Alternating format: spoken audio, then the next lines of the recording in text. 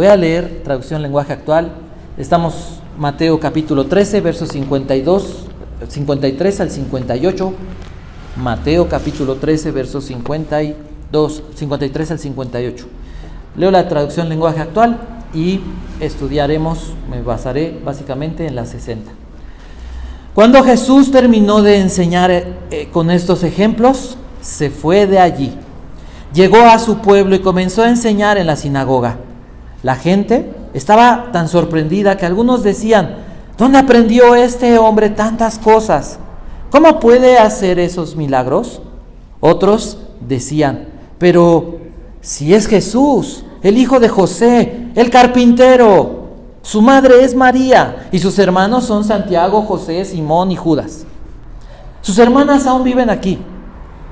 ¿Cómo es que Jesús sabe tanto y puede hacer estos milagros? Pero ninguno de los que estaban allí quiso aceptar sus enseñanzas. Entonces él dijo: a un profeta se le respeta en todas partes, menos en su propio pueblo y en su propia familia. Y como la gente no creía en él, Jesús no hizo muchos milagros en aquel lugar. ¿Qué dice este pasaje? Vamos a titularlo: Jesús vuelve a casa. Jesús vuelve a casa. Reina Valera 60 dice: aconteció que cuando terminó Jesús estas parábolas, se fue de allí. ¿Recuerdan ustedes las parábolas? ¿Recuerdan ustedes las enseñanzas? Jesús es rechazado, Capernaum, Jerusalén, Judea. El Señor Jesús es rechazado. Ha comenzado el último año, el año del rechazo. En esta semana que viene, Semana Santa, voy a comenzar a hablar una pequeña serie de el ministerio de Jesús, el primer año, ¿no? El año del inicio, el año de la popularidad, el año del rechazo, hasta la última semana de Jesús. Dice aquí, Jesús termina este gran sermón, uno de los grandes sermones que Mateo registra, sobre las parábolas. ¿Recuerdan ustedes? El Señor Jesús fue rechazado. Y Jesús les dice: bueno, a partir de este momento del rechazo, a partir de este momento que ustedes me dan la espalda, entonces entiendan por medio de estas historias cómo se va a desarrollar en este tiempo el reino de Dios y cómo es que las personas vivirán. Y comienza hablando de cómo van a reaccionar las personas a la exposición del Evangelio, la parábola del sembrador, y que va a haber una convivencia entre los malos y los justos, porque no hay bueno ni uno, ¿no? Los justos, los redimidos. Los justos viviendo con la semilla de Dios, produciendo fruto de vida. La cizaña, los malos, sin fruto, con una vida hueca y a final de cuentas perdiéndose en la vanidad de su vida. Después el Señor Jesús les habla y les explica la parábola de la semilla de mostaza. El reino ha de desarrollarse y se va a extender y va a ser de bendición para todas las naciones, para toda la familia de la tierra, y esto representa o recuerda el pacto con Abraham. En tu simiente serán benditas todas las familias de la tierra. Después habla sobre la influencia o el crecimiento del reino, la parábola de la semilla de mostaza y la levadura. Y después el Señor Jesús habla sobre la búsqueda que Él y la inversión que Dios hizo, el valor que Dios le dio a la humanidad, al hombre, a ti y a mí, para salvarnos. Es la parábola del tesoro escondido y la perla de gran precio. Al final termina, si ustedes recuerdan, termina como todos, como una red en medio del mar. Todos van a ser recogidos, pero unos van a ser condenados y otros van a llegar a disfrutar de la herencia eterna. Después de esto, cada uno debe ser sabio. Dice: el que ha oído, el que ha entendido esto, ahora tiene un gran tesoro en su corazón. Ahora puedes entender, sacar los tesoros viejos, las bendiciones y las promesas del Antiguo Testamento entendidas a través de Cristo y disfrutadas por medio de la fe en Él, y lo que implica toda la redención del nuevo pacto por medio de la fe en nuestro Señor Jesucristo. Terminó ese discurso y dice entonces la Biblia que el Señor Jesús se va a su casa, se va a su pueblo, Nazaret. Había de ser llamado Nazareno. Y llega a su casa y tú piensas cómo debía de haber sido recibido. Pues por lo menos con agrado. Oye, ¿llevas 2 años fuera? ¿Vas para 3 años? Fuera de tu ciudad. ¡Qué milagro! ¿Cómo te ha ido? Y ahora sabemos que tienes una fama de predicador, de rabino, de maestro, y que hasta haces milagros. ¿Cómo sería la actitud sana, normal, correcta de una persona? Quiero escucharte, quiero saber qué tienes que decirme, quiero saber qué puedes hacer entonces en esta tierra, en tu pueblo, con tu familia, con tus amigos. Eso sería lo normal, ¿no? Gracias por el entusiasmo. Entonces, dice que el Señor Jesús viene a su tierra. ¿Y qué es lo que hace el Señor Jesús? ¿Qué hace en su tierra? ¿A qué fue a su tierra? Dice, lo primero que comienza a hacer es llegar a hablarles de lo que Él hablaba. ¿Y de qué hablaba Jesús? Del Evangelio del reino. Entonces el Señor Jesús comienza a decirles, como lo vimos, lo hemos estado repasando, el hombre fue creado por Dios. El hombre se rebeló contra Dios, pero Dios no respondió con ira, con juicio, consumiéndolos. Dios se hizo cargo de sus pecados. Dios ama a la humanidad y cargó sobre sí los propios pecados. ¿Qué hay de malo en eso? ¿Qué hay de malo en eso? ¿Cuál es el problema de que el hombre, de que estas personas creyeran en Jesús? Que le dijeran, wow. Que se dieran cuenta que desde Génesis con Adán y Eva y todos los profetas hablaron de eso, de que un día llegaría alguien. Ahora, si consideramos los pasajes paralelos, dice la Biblia que cuando Jesús iba y habla de una ocasión, Jesús va y predica en la sinagoga, que en esta semana, en una clase que tomamos, arqueológicamente, ¿qué creen? Que no se han encontrado sinagogas en Nazaret, no porque no hayan habido, la Biblia la registra, seguramente no había muchas. ¿Se acuerdan que Galilea era menospreciada? Galilea de los gentiles, pueblo asentado en tinieblas, vio gran luz, porque Jesús apareció. En Nazaret, decían los hombres, ¿y Nazaret? Ese pueblo sin cultura, ese pueblo que no hay nada. De Nazaret, decían los creyentes o los estudiosos de la ley, de Nazaret puede salir algo bueno. ¿Dónde ha hablado un profeta de Nazaret? ¿No? Jesús va a Nazaret y predica y les habla del Evangelio. Y como es tema de otra ocasión, no me voy a meter en ese tema. Pero habla del Evangelio. Y al terminar su exposición, lo llevan al monte y dice que querían ¿qué? Aventarlo, despeñarlo. Quisieron matarlo. Esa fue la recepción que Jesús encontró en su casa, con sus amigos, con su familia. ¿Recuerdan ustedes que cuando van y le dicen a Jesús, te está buscando tu familia? No creían en Él. Decían, está fuera de sí, está inventando, no, ya quién sabe de dónde está sacando estas cosas. No creían, sus hermanos no creían en Él. Esa era la condición de aquella humanidad de hace 2000 años, de aquel tiempo. El Señor Jesús entregaba, y dice la Biblia, todos se maravillaban, pero no creas que es así como wow.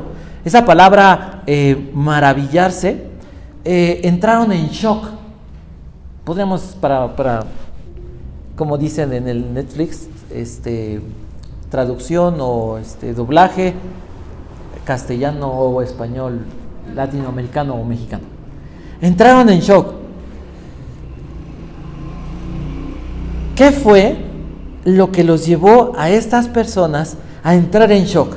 a decir, no es posible. ¿De dónde tiene dos cosas? Esta sabiduría. ¿Qué es la sabiduría? La capacidad dada por Dios, por el Espíritu Santo, de vivir de acuerdo a la voluntad de Dios.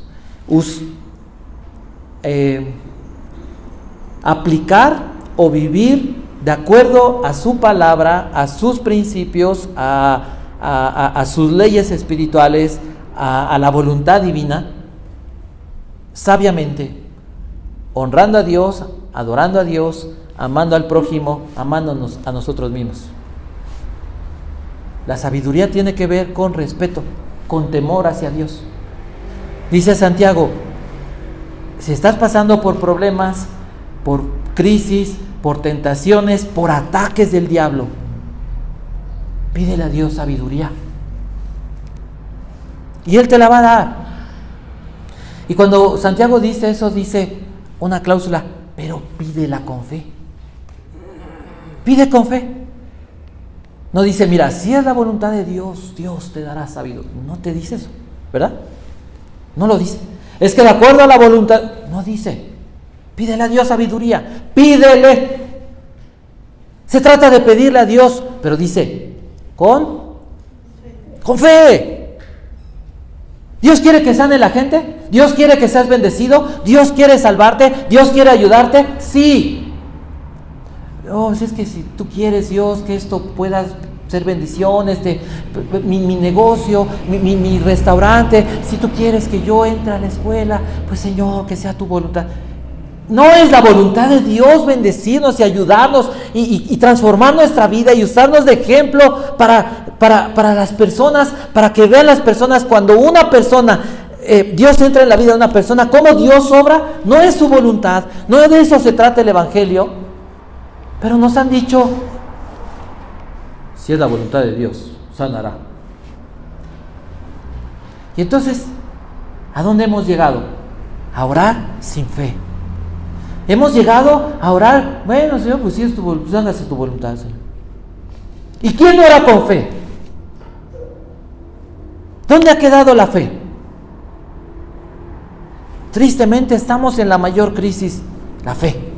Cuando vuelva el Hijo del Hombre, y sabemos que somos los últimos tiempos, ¿por qué? Porque la Biblia lo dice, cuando venga el Hijo del Hombre, ¿hallará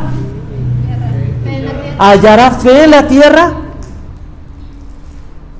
¿Por qué? Porque nosotros mismos hemos atentado contra la fe, nos hemos creído doctores de la ley. Mira, no crees, no tienes ni la fe de un grano de mostaza, pero crees que dices que sabes mucho.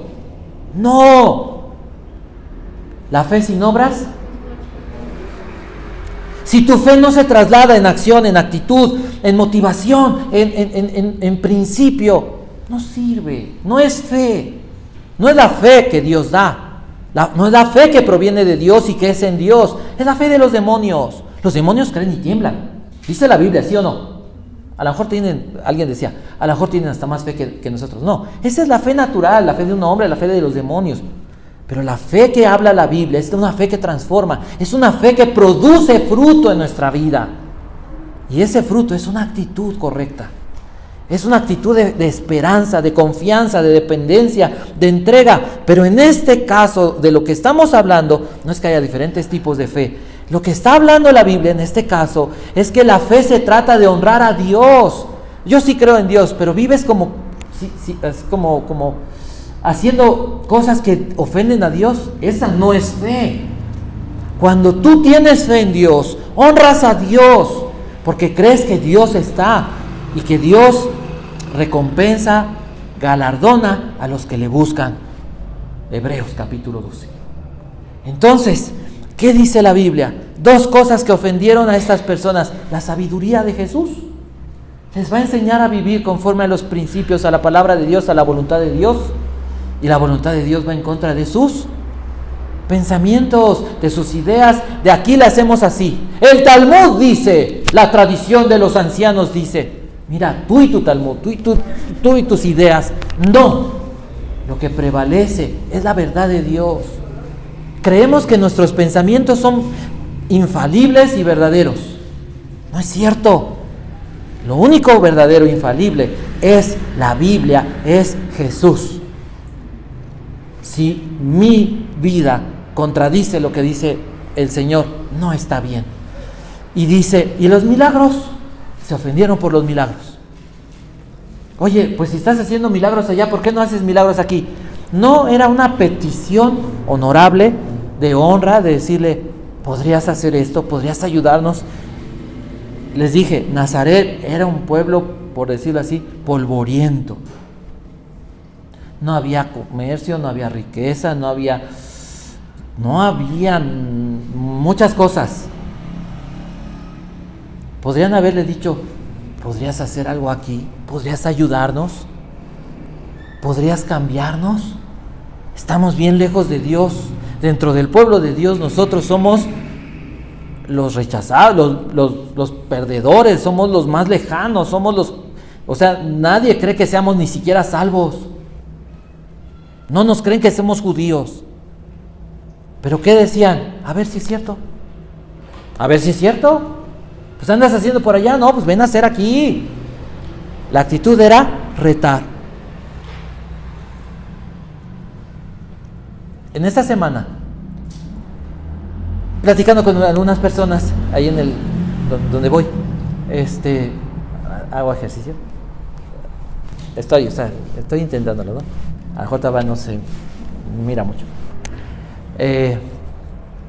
Estamos platicando y una persona empieza a hablar y empiezan a hablar de vida extraterrestre, porque está de moda, no sé de dónde están sacando tantas cosas.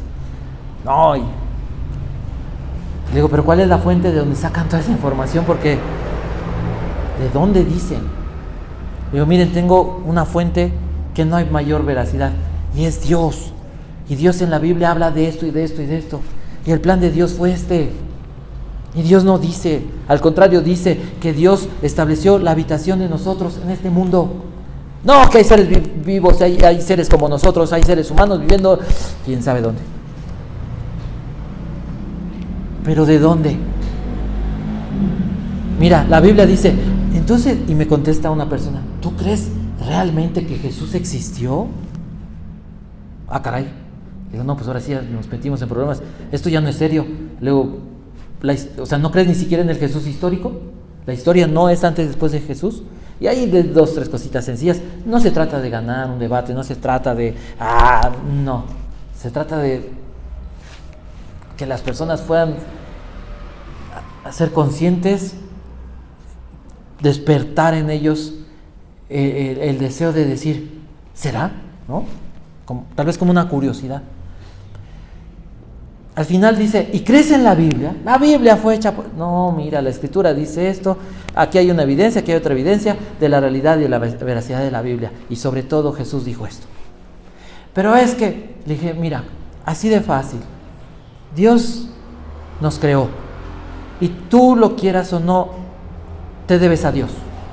Y Dios al final va a evaluar y a calificar y a juzgar tu vida. Pero es que entonces tú crees que Dios es, ¿cómo? Y nos va a castigar y nos va a atormentar. Le digo, escucha, si fuiste creado por Dios, te rebelaste contra Dios, pero Dios, al día de hoy, no estás quemándote. Al día de hoy sabes que Jesús murió en la cruz por ti, porque Él cargó con tu deuda, con tus pecados. Si Jesús hizo esto por ti, para salvarte, ¿por qué ese rechazo? ¿Por qué te burlas? ¿Por qué te ríes? Le digo, y te ríes porque no tienes argumentos. Te ríes porque no sabes qué responder delante de Dios. Y está bien, eres un hombre. Dios es Dios. Si Dios se ha manifestado de esa manera, ¿por qué así? El día de hoy la gente no cree y se burla de nuestro Dios. Así como hicieron escarnio de Jesús hace 2000 años. El día de hoy pasa eso. Las personas no creen y están choqueados. Es que si Dios existiera, ¿por qué hay guerras? ¿Qué dice la Biblia? ¿De dónde surgen las guerras y los conflictos, las batallas en ustedes? De sus propios pensamientos, en su propio corazón. Santiago capítulo 4. ¿Por qué hay maldad? Porque el hombre se rebeló contra Dios. Dios no es creador del mal. El hombre se rebeló contra Dios. Entonces, estas personas, dice la Escritura, se quejan, se choquean, se ofenden de la sabiduría y de los milagros de Jesús. Y le dicen, la palabra aquí dice carpintero, pero en el original esa palabra carpintero podría decir una persona que se dedica a la construcción. ¿No? ¿No es este albañil? ¿No es este el albañil? ¿No es este el carpintero? ¿No es este el que anda ahí chalaneando y reparando las cosas? Así veían a Jesús. No, su mamá es María. No, y sus hermanos. ¿De dónde saca estas cosas? Menosprecio. Cambiaron la fe, rendirse, honrar a Jesús, escuchar a Jesús y creer en Él, aferrarse a Él. No tenían vida, no tenían nada. En lugar de eso, dice la Biblia, se escandalizaron. ¡Ah! Tú me vas a hablar de Dios, tú me vas a ayudar, tú me vas a salvar. Así pensaron ellos. La gente hoy piensa lo mismo. Le das un folleto, Dios le bendiga. Mire, un plan de salvación. No, y te ven feo y se ofenden. Y estás hablando en público y la gente pasa y te ve, y las patrullas y los policías y se te quedan viendo. Y no estás haciendo nada malo. Estás hablándoles de la esperanza que hay en la fe en Jesús. Y le dices a la gente en la calle, hablando en voz alta, y les dices, voy a orar por ustedes, para que Dios toque su corazón y Dios bendiga este lugar y Dios bendiga sus vidas. Y oras, y comienzas a orar por la gente que no quiere saber de Jesús. Allá ellos y Dios. Pero saben que hubo alguien que murió por ellos y hubo un hombre, una persona que les habló y les dijo, voy a orar para que de alguna manera Dios cambie tu corazón. Eso es lo que nos toca a nosotros, independientemente de lo que la gente el día de hoy crea, en qué crean, en qué se aferran. Entonces, dice el verso 57, que Jesús, un refrán que todos no sabemos, ¿no? No hay profeta en su propia tierra. Bueno, no hay profeta sin honra, sino en su propia tierra y en su propia casa. Jesús se llama a sí mismo en este pasaje, ¿cómo? Profeta. Se llama a sí mismo. No hay profeta sin honra, sino en su propia tierra. Él dice, como los profetas. Y Mateo registra esto inmediatamente. Mateo habla a judíos, y todo el evangelio de Mateo se trata de que Mateo va diciendo, así como dibujando, esto hizo Jesús. ¿Se acuerdan? ¿Se acuerdan de la ley? ¿Se acuerdan de los escritos de la Misná? ¿Se acuerdan del Talmud? ¿Se acuerdan lo que dijeron? ¿Se acuerdan las interpretaciones? Se equivocaron. Aquí dice esto, Jesús hizo esto. Mira, la escritura, porque Jesús nunca fue en contra de la escritura. ¿Saben qué es lo que ofendió a los rabinos, a los doctores de la ley, a los fariseos, a los saduceos, al Sanedrín? ¿Saben qué los ofendió? Que Jesús no actuaba como ellos habían interpretado la escritura. Es que aquí nosotros interpretamos así se le hace. Oye, pero la Biblia no dice eso. La Biblia dice esto. Por eso se ofendieron y por eso lo rechazaron. Deuteronomio 18, verso 15, verso 18 y 19. Habla Moisés y escribe, profeta, Dios hablando a través de Moisés, profeta como tú les levantaré. Al que no oyere a tal profeta, yo se lo voy a demandar. Mateo está registrando esto. Jesús le dice, yo soy ese profeta. Recuerden las palabras, el que no me escuche, el que no preste atención a mis palabras, el que no las crea, Dios, el Padre, se lo va a demandar. ¿Cuál fue la reacción de ellos? El verso 58 termina diciéndolo. ¿Cuál fue? ¿Cuál fue las consecuencias de todo esto? ¿Qué dice su Biblia? Y no hizo allí muchos.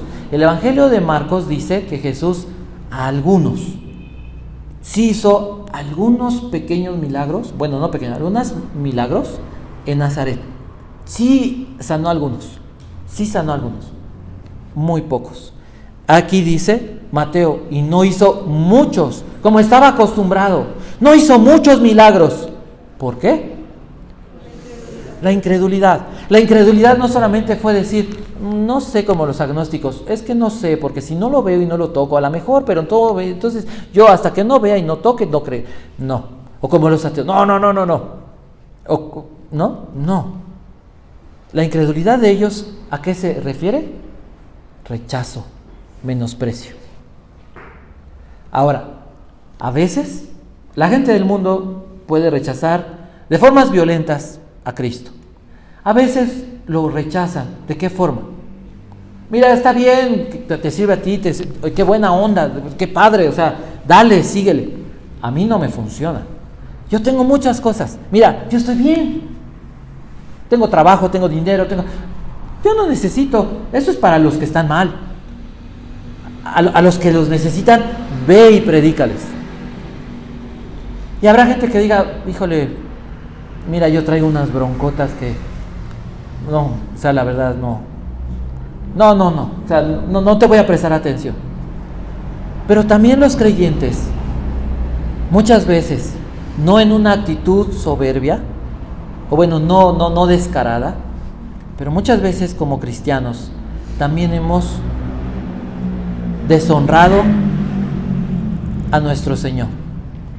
Porque la Biblia dice, búscame mientras puedo ser encontrado. El que se acerca a mí, yo no lo echo fuera. Vengan a mí los que no tienen dinero y compren de mí pan y leche, pan y vino. Vine a salvarlos, vine a abrir prisiones espirituales, vine a dar libertad a los cautivos, vine a abrirle los ojos a los ciegos, a abrirle los oídos a los sordos, vine a proclamarles y a enseñarles que es el tiempo de la gracia de Dios. Y nosotros hemos dejado la Biblia de lado. Nosotros hemos dejado por los afanes o por tantos conflictos, tantas ideas, tantos complejos o traumas. Hemos dejado de creer en lo que Dios dice. Nos enfocamos, como la mayoría, en lo externo, cuando el Evangelio comienza en el corazón. Cuando el Evangelio comienza con una transformación en nuestro interior, con nueva vida, con nueva esperanza, con una confianza y una búsqueda apasionada por Dios. Hemos dejado de creer que estamos en el año de la buena voluntad de Dios. El año de la buena voluntad de Dios no fue un día. Jesús dijo, hoy se cumplió. No fue solamente ahí. Ahí comenzó cuando vino Jesús. Pero hoy es el día de la buena voluntad de Dios para nosotros. ¿De qué se trata esto? De que Dios tiene planes buenos para nuestra vida. Y que nos va a ir bien. Oye, pero hay problemas. Sí, el asunto no es lo de afuera. Es cómo comienza la fe. Cómo comienza el amor de Dios a transformar tu corazón.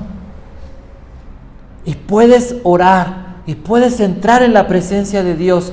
Y saber que todo está bien. ¿Hay problemas? Bueno, hay problemas. Pero yo no tengo el problema agobiándome. Porque Dios está cambiando mi corazón. Dios está cambiando mi vida. Dios hace milagros. Dios salva alcohólicos. Dios sana adictos. Bueno, no los sana, los salva, les quita de la adicción. Personas homosexuales, personas con todo tipo de pecados sexuales. Dios los salva. Dios ayuda a las personas. ¿Cuáles son las demandas de Dios, dijimos? Dos. Amarlo, seguirlo. El bonus track, ¿cuál es? Imitar a Jesús. El día de hoy, Así como hace 2000 años Jesús les dijo, a Moisés lo querían matar, ¿cada cuándo? Según la Biblia. A veces hasta diario, varias veces, ¿no? Nomás se enojaba el pueblo y sobre Moisés, o sea, oye, se peleó él con su esposa, no, pero Moisés es el culpable, y sobre Moisés. Jeremías, al lodo, a la jaula, no lo mataron, lo querían matar. A Juan el Bautista le cortaron la cabeza. A Jesús lo crucificaron. El día de hoy no está físicamente, pero el día de hoy puedes entender que Dios se ha acercado a tu vida, porque siempre que Dios, la forma en la que Dios se acerca al hombre es a través de su palabra. Dios se acercó al hombre a través de su palabra. Habló con Abraham, habló con Moisés, habló con Daniel, habló con Isaías, habló con el pueblo. Dios habla hoy a través de su palabra, de la Biblia. Y cuando tú abres la Biblia, Dios está interesado en decirte cosas buenas. Y el día de hoy Dios nos pone delante de nosotros lo que Mateo tenía en su cabeza. Mateo escribió esto para recordarle a los judíos y decirles: Jesús fue a su tierra, fue a su casa y lo rechazaron. Jesús se dio la vuelta y tuvo que salir porque lo iban a matar. Para que no lo mataran, porque no era su tiempo, tuvo que dejar ese lugar. ¿Sabías que este pasaje es la última vez que Jesús regresó a Nazaret? No volvió a regresar. Y el día de hoy espero, como Mateo le decía a la gente, tú no sabes cuál es la última vez. Has rechazado y rechazas, y tú no, porque tú tienes mejores ideas, porque tu evangelio es mejor que el de los demás, porque tú tienes la sana doctrina, y tú estás encerrado en tus ideas. Y Jesús te dice: tengo una buena voluntad, pero tienes que honrarme. La fe se trata en este pasaje de honrar, de creer, de tener una buena opinión sobre Cristo y el deseo que Jesús tiene para tu vida.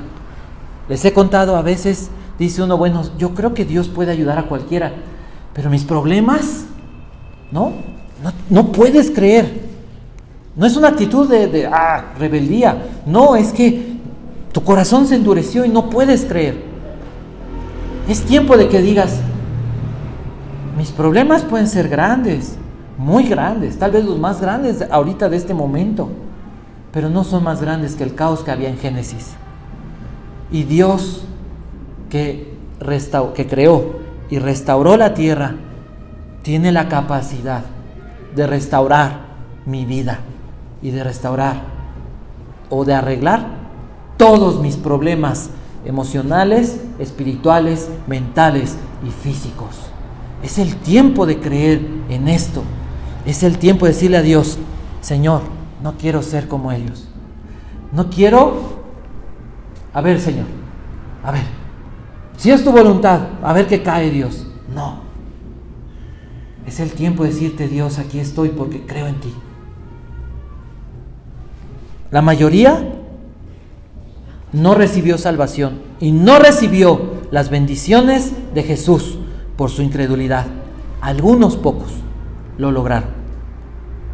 ¿Quién o en esta historia, de qué lado quieres estar? Hoy, ¿qué decisión vas a tomar? En este pasaje, Mateo nos presenta a Jesús como el rey profeta. El rey profeta que vino a salvar, que vino a buscar. Jesús fue a su casa a buscar a su pueblo y a su familia. Jesús, a través de su palabra, ha venido a buscarte hoy a ti. El rey profeta, el rey salvador, ha venido a buscarte a ti. La sabiduría y el poder de Jesús, Mateo lo presenta como alguien con una sabiduría y un poder milagroso incomparable, pero también como alguien que para una mente soberbia no tiene lugar. Para recibir las bondades de Jesús hay que rendirse. No, es que yo ya me aprendí este camino. Y si das un pasito atrás y le dices a Dios, estoy seguro que hay muchas cosas que no he recibido porque no he tenido la actitud correcta. Y si das un pasito atrás y le dijeras, Señor, ¿y qué tienes para mí el día de hoy? La fe se trata de expectativas. Y con Dios las expectativas no fallan. No son pérdida de tiempo. No son fracasos. A Dios no hay que ayudarle a decirle, mira, es que si es la voluntad, o sea, híjole, mira, llévatela tranquila para que no sea que te... No lo decimos, ¿no? Pero te vaya a fallar. No. Ten la expectativa. Aquí estoy. Soy un caos. No hay nada. Nada funciona. No sé cómo arreglarme. Ayúdame. Lo siguiente, espera grandes cosas de parte de Dios. Hay cosas inmediatas. La alegría, la esperanza, la expectativa, es decir, Dios va a hacer algo. Hay cosas en proceso. Te enfermas de la garganta y a lo mejor en 3 días la pastilla no sirve, ¿no? Bueno, no es que no sirva, no ha dado el resultado. Ya te tomaste una, te tomaste 2, llevas 5 pastillas y me siento medio mal. Bueno, pero no te has puesto peor. Y al 6º día, hasta te levantas, ¿no? Y ya tienes ganas de bañarte, de arte baño, pero te sientes mejor. Y al 7º día dices, estoy bien. Oye, ¿te acuerdas cómo? Sí, ahora me sentía re mal. No, estoy bien. Ese dolor que ya no está. Sabes que lo hubo, pero ya no está. Ya no te duele, no te afecta, porque ahora estás sano. Eso es lo que Jesús quiere hacer en tu vida. Así que te voy a invitar a que puedas cerrar tus ojos